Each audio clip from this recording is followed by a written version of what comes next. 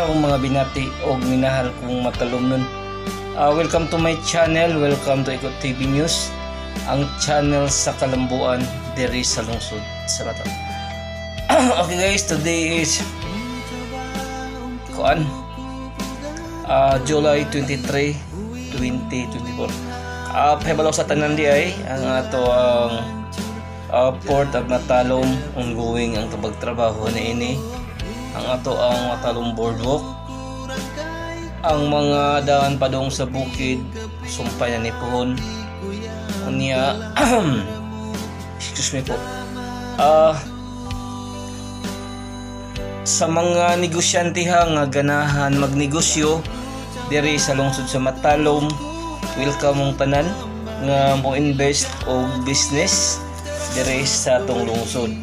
Ang lungsod sa Matalom nanginahanglan og mga investor, nanginahanglan og mga negosyante.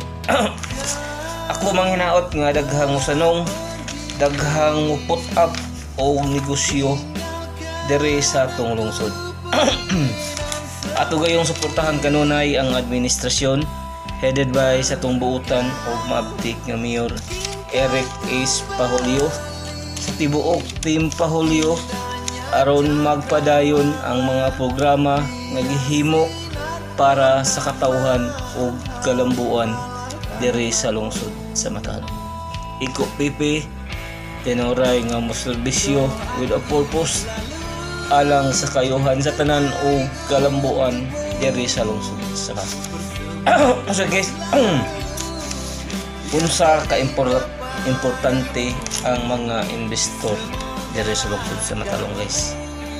Kinahanglan jud ang usa ka lugar nga adunay negosyo, adunay mo invest. Example, sa tinuod guys di sa Matalom agwa jud may supermarket, wa may mall niya. Kay nagsigi pa man tag kuan nagkamot jud ang atong Mayor Eric Ace Pahulio nga mahatagan jud og maayong panerbisyo ang katawhan diri sa lungsod sa Matalom. Kinahanglan jud ni mga negosyante, mga investor nga mo-put up og negosyo diri sa lungsod sa Matalom.